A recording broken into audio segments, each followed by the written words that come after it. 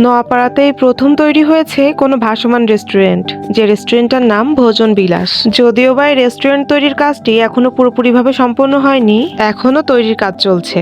চারপাশের নদীর খোলামেলা শান্ত পরিবেশে প্রকৃতির ভেতর এখন থেকেই পুরো নোয়াপাড়াবাসীর নজরে পড়েছে এই ভোজন বিলাস রেস্টুরেন্টটি। সবচেয়ে মজার ব্যাপার হচ্ছে এই রেস্টুরেন্টে আপনি ফাস্ট ফুড আইটেমের বিভিন্ন ধরনের খাবারের পাশাপাশি পেয়ে যাবেন ভাত, মাছ, বিভিন্ন ধরনের মাংস, তরকারি সহ বিভিন্ন ধরনের পানীয়। ভৈরব নদীর তীরে এই ভাসমান ভোজন বিলাস রেস্টুরেন্ট তৈরির কাজ এখনো সম্পন্ন হয়নি। কাজ চলাকালীন সময়েও অনেক দর্শনার্থী আসছেন এই রেস্টুরেন্টটা পরিদর্শন করার জন্য। তবে আশা করা যাচ্ছে ইনশাল্লাহ খুব দ্রুতই রেস্টুরেন্ট তৈরির কাজ পুরোপুরিভাবে সম্পন্ন হয়ে গেলেই আনুষ্ঠানিকভাবে রেস্টুরেন্টের উদ্বোধন করা হবে। নোয়াপাড়ার বুকে এমন চমকপ্রদ এবং ইউনিক টাইপের ভাসমান রেস্টুরেন্ট তৈরির বিষয়টা নোয়াপাড়াবাসীর জন্য আসলেই গর্বের বিষয়।